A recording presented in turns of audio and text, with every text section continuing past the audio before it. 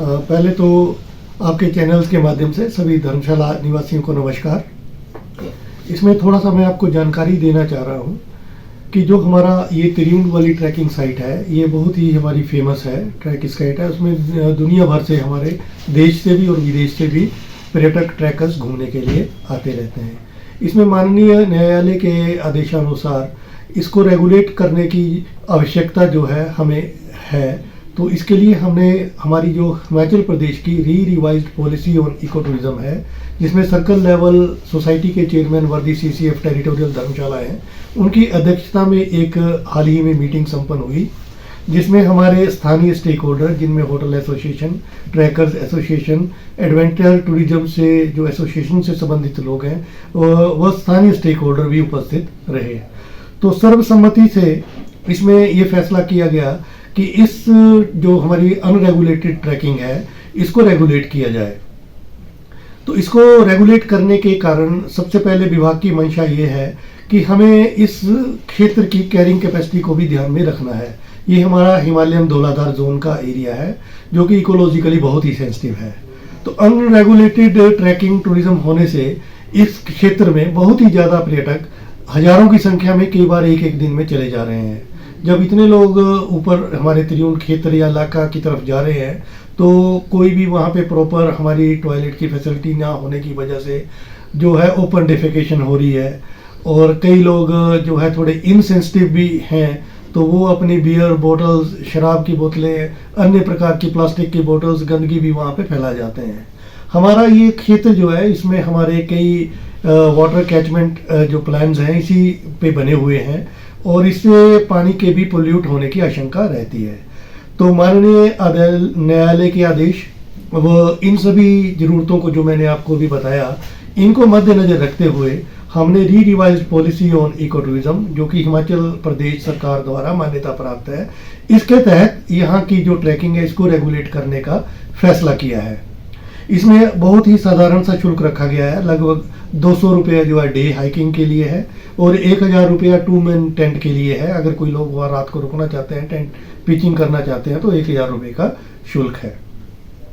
इसके लिए वो निर्धारित परमिट जो है हमारी गलू स्थित चेक पोस्ट से ले सकते हैं, या हमारे जो वन परिक्षेत्र अधिकारी का कार्यालय है चीलगाड़ी, वहाँ से प्राप्त कर सकते हैं, या फिर जो हमारा वन मंडलाधिकारी कार्यालय धर्मशाला है, यहाँ से भी प्राप्त कर सकते हैं। अब इसमें कुछ एक मुझे लोगों के द्वारा फ़ोन पे भी ये आशंका प्रकट की गई, क्या इसमें जो स्थानीय लोग हैं, जिनके हक हकूक हैं, जो ग्रेजिंग के लिए या मंदिर में दर्शन करने के लिए ऊपर जाते हैं, क्या उनसे भी शुल्क लिया जाएगा? तो इस चैनल के माध्यम से मैं ये उनको क्लैरिफाई करना चाहता हूँ, स्थानीय लोगों को घबराने की कोई ज़रूरत नहीं है। जो लोग अपने दैनिक जरूरतों को पूरा करने के लिए वहाँ जाते हैं, या अपने पशुओं को चराने के लिए जाते हैं, या मंदिर में दर्शन करने के लिए जाते हैं स्थानीय लोग, उनके लिए किसी तरह का ये शुल्क कोई नहीं लगेगा। ये सिर्फ टूरिज्म एक्टिविटीज़ को रेगुलेट करने के लिए शुल्क लगाया गया है। तो कोई भी जो ट्रैकिंग के उद्देश्य से वहाँ जा रहे हैं, घूमने फिरने के उद्देश्य से जा रहे हैं पर्यटक, ये सिर्फ उन्हीं के लिए ही शुल्क है। अब दूसरा, इसमें सबसे बड़ी बात ये भी समझ आई कि अगर हम ये शुल्क निर्धारित जो किया है ये देंगे, तो हमें पता होगा कि किसी पर्टिकुलर दिन में कितने लोग गए हैं। ये सूचना हम डिस्ट्रिक्ट डिजास्टर मैनेजमेंट अथॉरिटी के साथ भी साझा करेंगे, ताकि कोई भी मिसहैप होने की जब कभी आशंका हो जाती है या हो जाती है, तो जो हमारी डिस्ट्रिक्ट डिजास्टर मैनेजमेंट अथॉरिटी है, उनके पास भी सूचना समय पर पहुंच सके कि आज की डेट में कितने लोग ऊपर गए हुए हैं, तो उनके एड्रेस क्या है। तो थोड़ी सी जानकारी हम उनके तक भी पहुंचाएंगे, जो रेस्क्यू ऑपरेशन के लिए भी बहुत ही मददगार होगी। सर, बात करी जाए जो चार्जेस लगाए गए हैं, इनके रिगार्डिंग क्या टूरिस्ट को भी कोई फैसिलिटी प्रोवाइड करी जाएगी? हाँ, बिल्कुल, आपने सही प्रश्न किया। जब भी हम चार्जेस लेते हैं, तो ये हमारी रिस्पॉन्सिबिलिटी हो जाती है कि हम उनको, टूरिस्ट को भी कुछ ना कुछ सहायता प्रदान करें। तो इसमें हिमाचल प्रदेश की जो revised policy on eco tourism है, इसमें ये निर्धारित व्यवस्था की गई है कि जो भी शुल्क इससे एकत्रित होता है, उसका 20% गवर्नमेंट रेवेन्यू में जाता है, जिसको कि सरकार हमारे हॉस्पिटल्स में, रोड्स में, टॉयलेट्स में, जहाँ भी सरकारी हमें सुविधा मिलती है, उसमें सरकार अपने हिसाब से खर्च करती है। बाकी का जो शुल्क है 20%, वो हमारी जो शिमला स्थित इको टूरिज्म सोसाइटी है उसमें जाता है। जो सोसाइटी हिमाचल में जहाँ भी हमारी इको टूरिज्म की साइट्स, जहाँ भी कोई डेवलपमेंट होनी है, वहाँ पे वो अपने एपीओ के माध्यम से उसको वितरित करती है, जो स्टेट की डेवलपमेंट में ही काम आता है। रिमेनिंग जो 60% होता है वो जिस सर्कल की कलेक्शन होती है उसी वन वृत्त में वापिस आता है।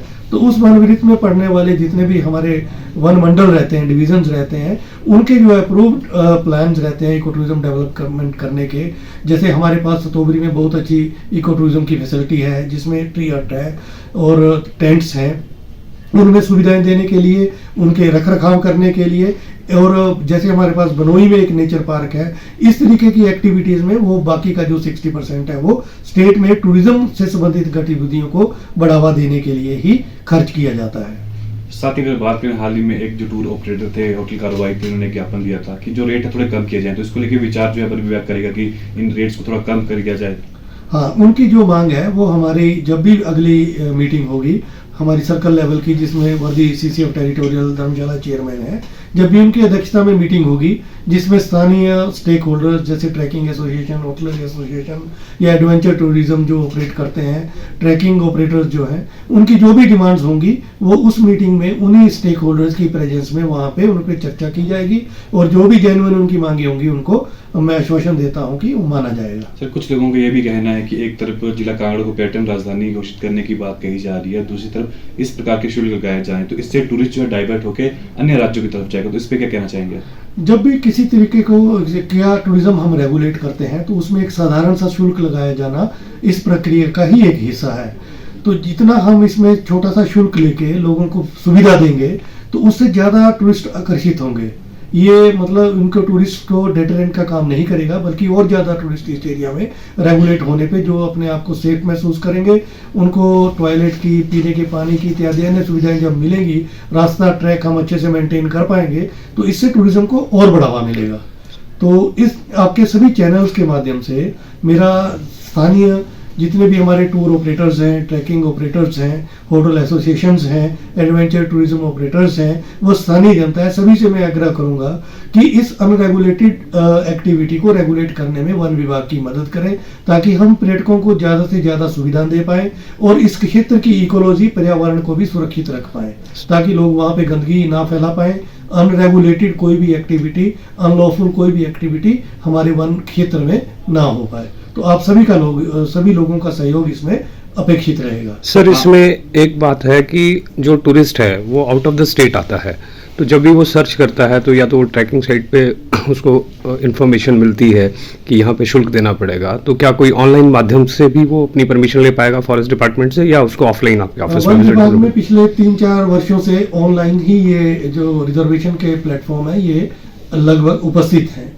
इसमें हमारी जितनी भी इको टूरिज्म की साइट्स हैं, इसकी ऑनलाइन जो परमिट की व्यवस्था वहीं पे है। इवन हमारे जो धर्मशाला वन वृत्त में इको टूरिज्म के अंडर जो रेस्ट हाउसेज हैं, उनकी भी ऑनलाइन बुकिंग पर्यटक करवाते हैं, जिसमें दिल्ली के फॉरेनर भी और बाहरी क्षेत्रों के भी लोग आते रहते हैं, तो लोगों को ये सुविधा ऑनलाइन भी उपलब्ध है।